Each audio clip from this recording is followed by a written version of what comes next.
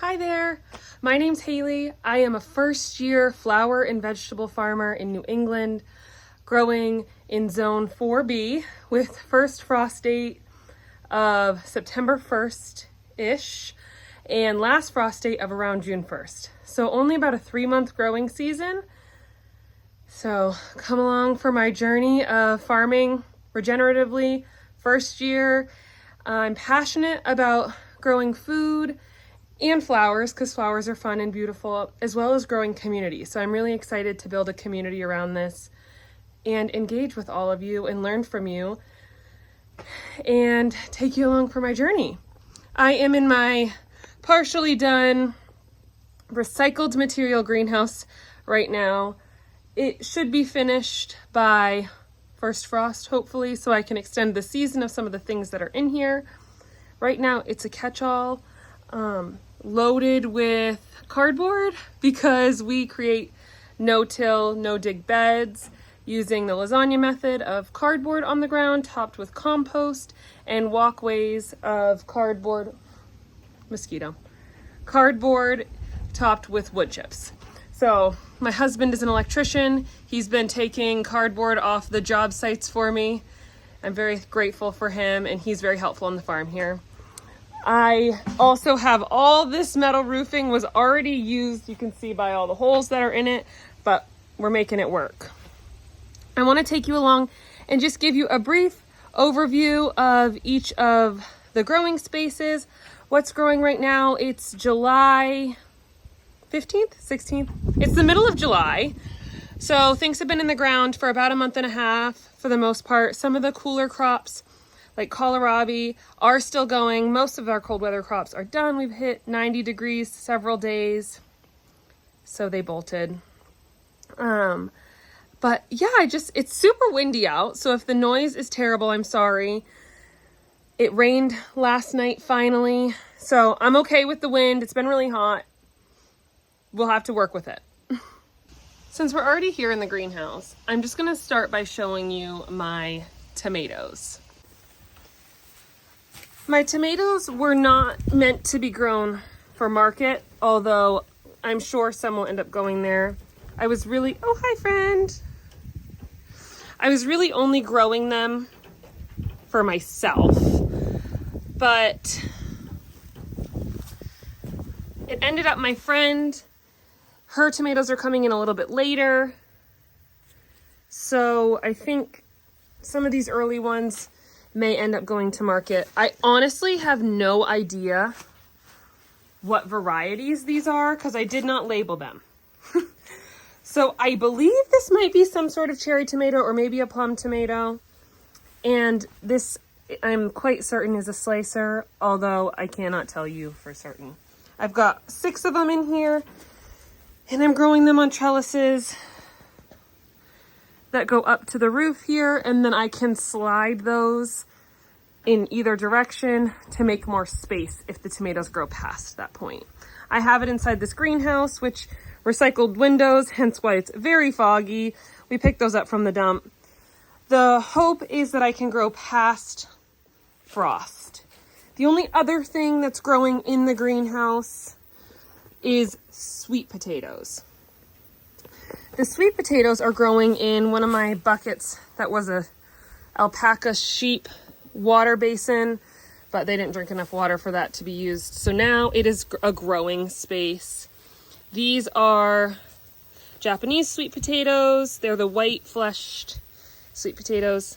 And these are growing in here to hopefully increase the soil temp. They really like warm soil, as well as they have a longer growing season. So hopefully by growing them in the greenhouse additionally, I will be able to extend their growing season. So I think they're doing quite well. I know the greens are not a very good indication for how the roots are doing, but I guess time will tell. We shall see. All right. Now I'm taking you out to the main fields here. Milkweed growing for the pollinators. We've got a couple beds here. This bed here, the wind is so bad.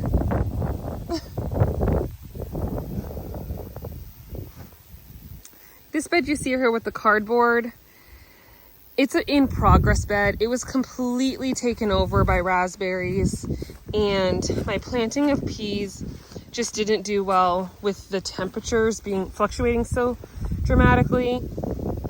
So we're starting over here. I just planted some lettuce in here because I harvested all of my bok choy. There's a couple cabbages that I planted as well. Celosia went to seed in my compost, so I'm constantly picking it out. I guess my compost did not get hot enough. I've got some beautiful nasturtiums, which I try to plant everywhere that I can. And then some alyssum to hopefully bring in some beneficial insects. As you'll notice, there's marigolds in pretty much every single bed that I have, especially near my brassicas. The brassicas just get decimated by flea beetles here. We've got some radishes I planted recently, some purple radishes. And since I do flower farm, I'm actually letting some of the celosia grow up where I don't have any vegetables planted as some cut flowers. This is the arugula that has pretty much gone to seed. And interplanted here are some salad turnips. I figured those would come up by the time that these are supposed to be pulled up. But I have just been having the worst time with some sort of pest destroying the roots of my salad turnips, and I think the flea beetles have really gotten to them. This here is my herb bed. We've got my second planting here. We've got dill. I placed calendula anywhere that I could fit it for medicinal uses and for cut flowers. I stuck it in everywhere. This is my parsley, flat leaf parsley, some curly leaf parsley, chamomile, which I just completely cut back because it was flowering like crazy. Here's another dill. These are toothache plant. I planted these because my mother-in-law had them in a cocktail once and she loved them, so I actually planted these for her. But I think it'll be really neat to see how I can use them as like a natural toothache plant. I think that'll be really cool. We'll see what happens. Any empty spaces of places that I pulled out, I just replanted with some of my extra lettuce. More of the toothache plant. And then my calendula here is flowering. This is my first planting. It is so incredibly beautiful. I can't wait to see all the colors. Look at all of these buds. Oh my gosh, it's beautiful. I love it. We've got some thyme here. This is my first planting of parsley, which I've been harvesting from for 5 weeks. Still going strong. It's taken to the heat okay. My Italian basil here. This planting is doing much better than the one you'll see further down the bed. I harvested some last night for dinner. We've got lemon basil right here, which is just gorgeous and smells so good. It's perfect for bouquets or in lemonade. Thai basil. I love Thai rice with basil, Thai basil in it. So that's what that's for. We also have a Thai vendor at the farmer's market. They make delicious Thai food and they're interested in some Thai basil. So that's very exciting. More plantings of the Italian basil. And my first planting of Italian basil here, which just, I think the temperatures were fluctuating too dramatically. And some of it, like this leaf right here, is like leather. It's just super leathery. I'm gonna cut them back and see what we can do. Maybe the new growth will be better. Although, this doesn't feel bad at all. And it doesn't look as bad as I thought it did. So maybe it's coming into it. A little bit more lettuce snuck in. And then nasturtium here. All right. This is my main brassica bed, which has to be covered because the flea beetles, which There's a little bit here, but this is nothing compared to what was happening when they weren't covered. So let me uncover this bed and I'll show you what's growing in here. So this is primarily my brassicas. My kale down here is beautiful. I mean, the color is gorgeous. The leaves are beautiful. Everything is growing wonderfully. Most of this is not affected by the flea beetles, which is great, but you'll see at the other end, that is not the case. My prized crop so far this season, well, one of the two, I already mostly harvested, but I'll show you, it's very weedy, so no judgment, but I'll show you what's left of the crop. I've got one more week of harvesting probably, is kohlrabi. I truly, oh my gosh, raspberries, blackberries, whatever, brambles, they take over so quickly. But I had no idea how popular this kohlrabi would be. So I really only grew it for us. I guess that was kind of silly. But people are obsessed. Like, it sells out so fast. I mean, it is really beautiful. I have to say, like, and it tastes delicious. But I've already harvested from this area. My gosh, look at these weeds. This is crazy. Holy cow.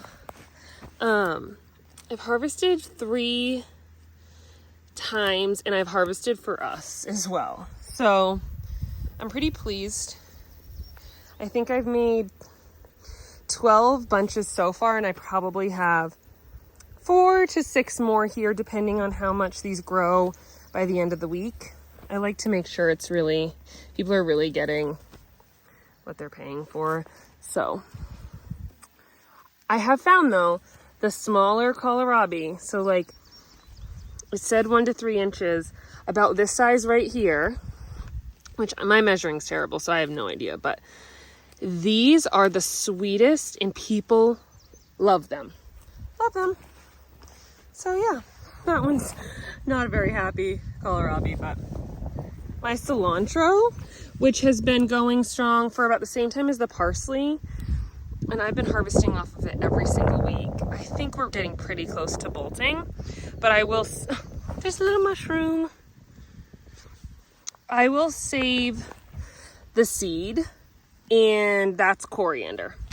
So it has a purpose.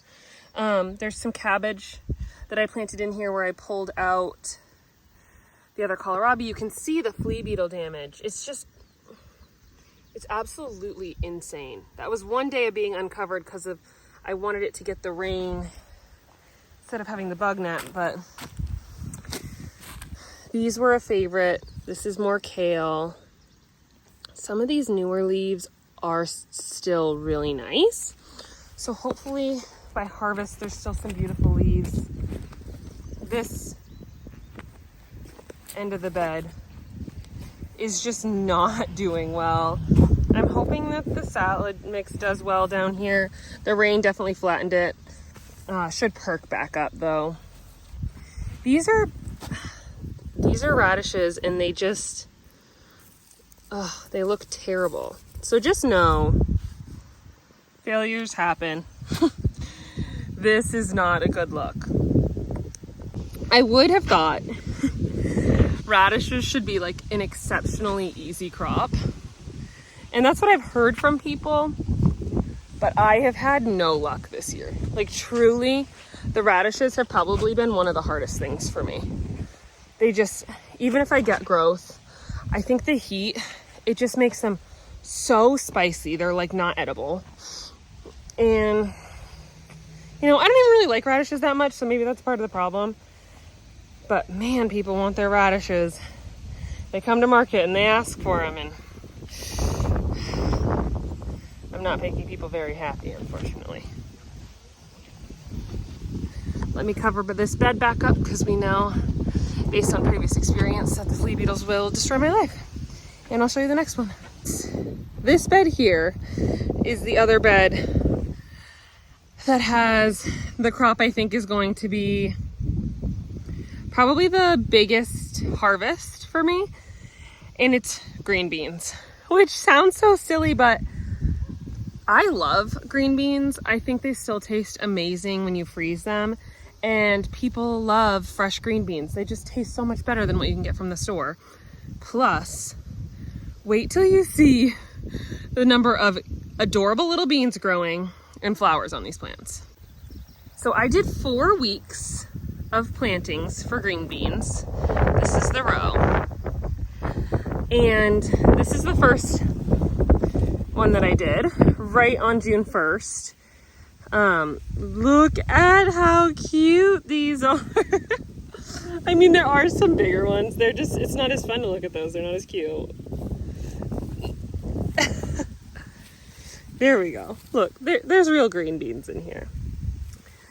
But the number, like if you pause this video and count them, like I am so excited. Look at all of them. So I did 4 weeks worth of plantings. So I think these will take me right to frost, hopefully. This is the first planting up to here. We have a little bit of patchiness here. They don't look very good. There's some Swiss chard planted in the middle here. Second planting. See down to here. And then our third, which stops here. And then these are dried beans. These are cannellinis, which is our favorite dried bean to eat. And then cucumbers, which are just barely starting to take off. Hopefully I can start trellising them. We've had a major cucumber beetle issue. I sprayed with a molasses foliar spray a couple days ago, and I'm gonna spray again this evening. And that seems to really decrease the pest pressure. Like I didn't expect it to actually work. You know, I had it to spray on my dahlias and some of my other flowers that had a little bit of pest damage. And between my cucumbers and my potatoes, which you'll see, the bug pressure after that foliar spray of molasses, it's completely different. I'm baffled. I hope that another spray will really help, because there are still some cucumber beetles out here and there's still some potato bugs on the potatoes. But expecting nothing and getting some results is pretty exciting. This right here is the last planting back there behind these tomatoes of beans. So that's the 4th planting. These tomatoes were my friend who I farm with, Manifest Meadows, her extras. So I planted them here because I had a trellis available. We'll see. I definitely planted them later than I would have liked. And they're outside, which means they will not survive if we get a frost. And sometimes we get a frost at the end of August. So we'll see what we get. I planted some beans. I ran out of seed. So then there is some beets planted here. I haven't had very good luck with beets, but we're trying it out. Here we have onions and carrots. Here we have mostly weeds. More weeds. This bed is gonna get planted with the next round of lettuce, which should be coming out in a week. So I'll hoe all this and then I'll plant the lettuce in here. This is the main lettuce patch. Although you can see there's such a stark contrast here. This is the older composted manure. This is the newer compost, and I think it's mostly soil. We did a mix, and they are not doing nearly as well. I mean, these are planted at the same time. That is an insane difference. So whatever we did in this bed is working. The radishes are just starting to pop up. These are red radishes. I am hoping, based on how things are doing in this soil, that these do better here, although we'll see. The spinach that I planted, and then we got 90-something degree weather, and that went to seed, so I need to pull that, but we have the radishes popping up in there. Some carrots, and then some more onions. And now I keep as many wildflowers as possible because I use a lot of wildflowers in bouquets. and we're walking over to my flower beds. These are my annual, this is my annual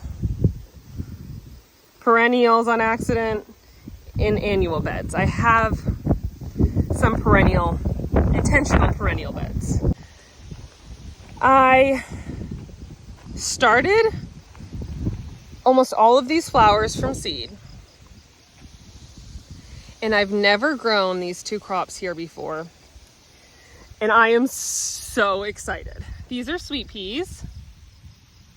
And people are not kidding when they tell you that it's the most incredible smell in the entire world.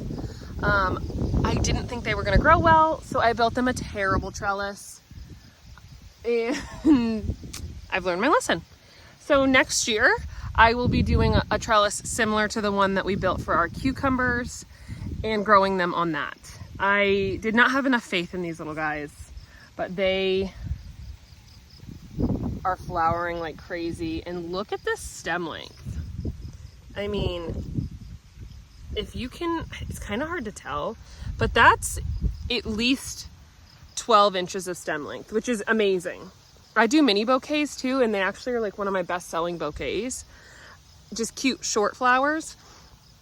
So even if I get short stems with these, it's totally fine, but having the longer stem length is incredible. Look at this.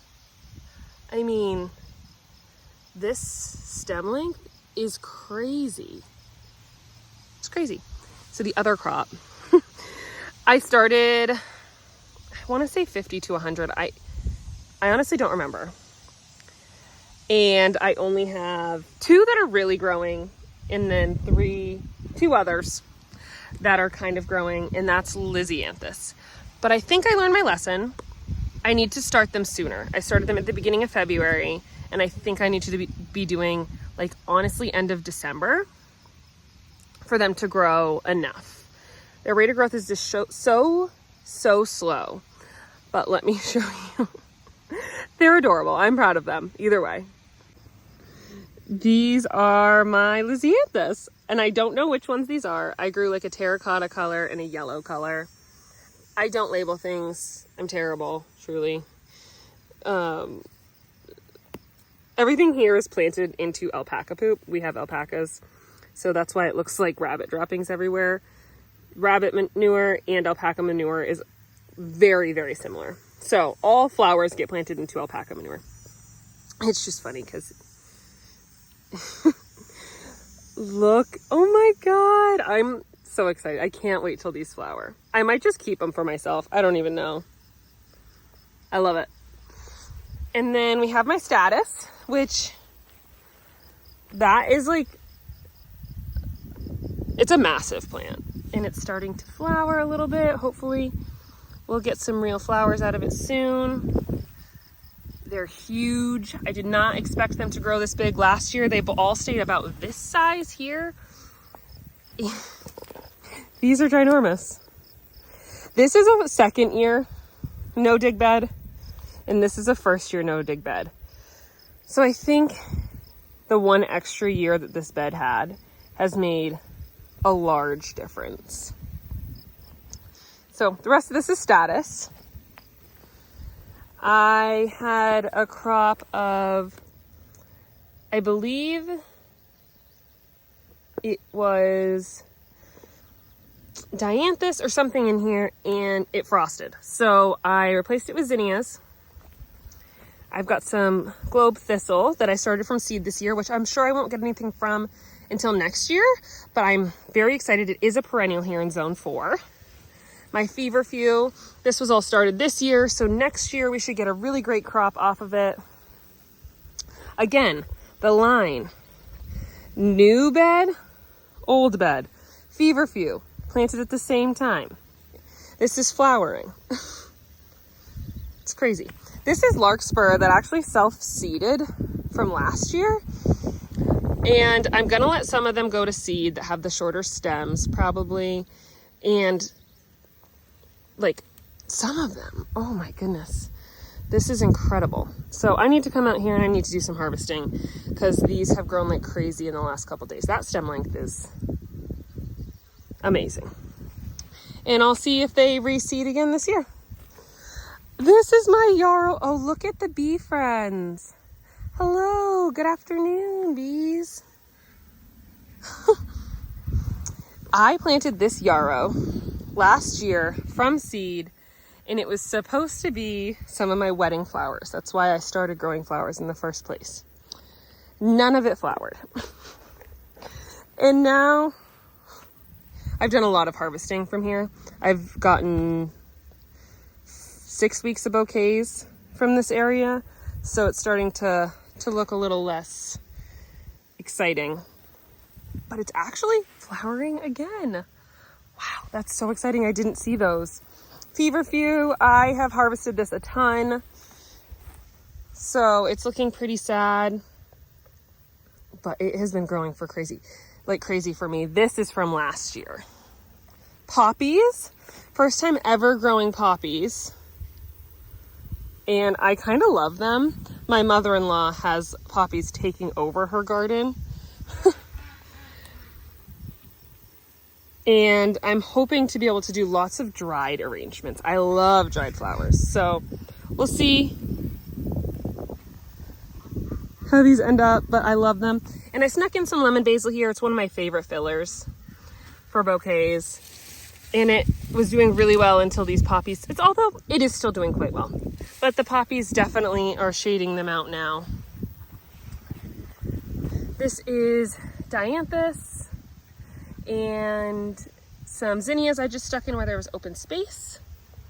And then this, I am so excited about. I am obsessed with billy buttons. Like I said, I really like dried flowers. Yellow is my favorite color. So these billy buttons, I've never been able to get them to flower. And I started these like a month and a half earlier than I had before. I think the seed packet said to start 6 weeks before last frost. I am pretty sure I started these like almost 3 months before the last frost. And we are getting flowers. I'm so excited. I love them. It's incredible. More zinnias. Here's the line again. And as you'll see, these are the other billy buttons planted at the same time. Not looking as good. Some gomphrena I had left over. I don't really like the white gomphrena. It doesn't flower quite as well as the colorful ones, but I had it and I had some space to fill, so I figured I would plant it and see how it did this year. Marigolds, some bachelor buttons, more lemon basil I just planted out. It's not doing very well because of the heat, but I think it will come into it. Bunny tail grass, more zinnias, some celosia, Sweet Annie, which is ridiculous. I've never grown it before, and I started this from seed this year. It's insane. And more zinnias. The last bed here, my dahlias. I started this one right here from seed, as well as this one and this one. And I believe this one was seed as well. This here was tubers that my mother-in-law got for me, as well as that one, this one, this one, and this one. I didn't label them, but they sounded like some pretty incredible varieties that somebody was getting rid of. So shout out to my mother-in-law. She's also flower farming this year. And it was so kind of her to give me some of these dahlia tubers. I can't wait to see what they look like. Some dahlias down here, bed split, to be expected, not doing nearly as well. We have some mushroom friends. And then some Nicotiana, also from my mother-in-law. She started too many. So that was all of my main garden beds. But I have a field out back that has my potatoes, sunflowers, and a row of zinnias. So I want to show you the potatoes because I want to show you the bug damage. And there are definitely some bugs on here still. We're going to squish those. It's terrible. I hate it, but there is some bug damage, but not Not what you would expect if you had seen them before. This is the area where we're dealing with some of these potato bugs. And I don't spray anything other than like the molasses mixture, and I do some fish emulsion and compost, but the rest of these, for the most part, are doing amazing.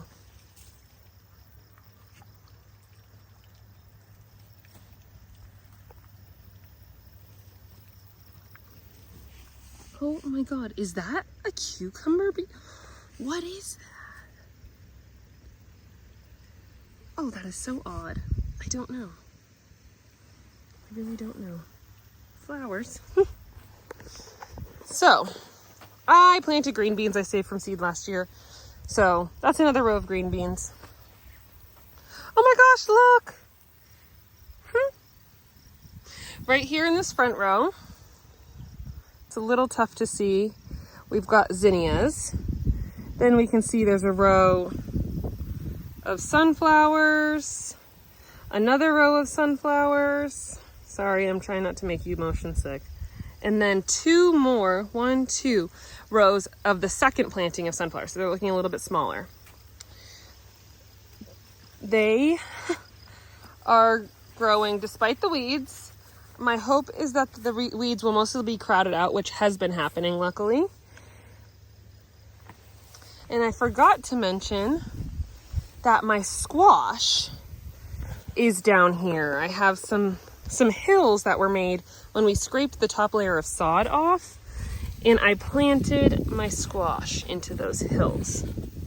Oh, look at that. We're gonna flower soon. So we have some squash planted here. I think this is the one that, yeah, look, I hope you can see that. There's little babies. Oh gosh, I love it. Tiny vegetables, I don't know, maybe it's just me, but I feel like tiny vegetables are like one of the cutest things ever. They're just adorable. Some more squash. Everything is delicata or butternut. Those are the only two varieties of squash that I grew. My friend who does the market with me, she grew summer squashes. I didn't want to take up space with them.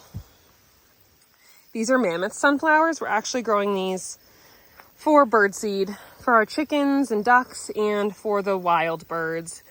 We've been really into bird watching lately, so that's what these are for.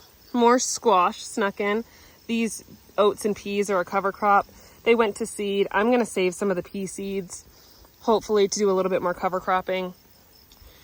And this is the raspberries if I'm not managing them adamantly. So I'm going to bring my sheep in here, and all this is up because they'll eat the oats and the peas in this section. And they will eat the blackberry, raspberry leaves. So they'll be in here as soon as we get our first frost, probably. But a little bit of squash, not doing as well over here. And then some corn. I wasn't going to grow corn, but my friend had extra corn seed, and we made an agreement that I would grow some. It's getting there. It's such a short growing season here. Somehow, despite my friend being only, oops, I just got stung. Despite my friend being only 15-minute drive, she does not have as extreme weather as we do here. So she'll be September 15th, maybe end of September before she gets a frost. So the corn does make a little bit more sense for her to grow, but I figured I have a lot more space, so we might as well give it a go. One last thing I want to show you, although it looks very pathetic right now, is the pond that we dug on our property this summer.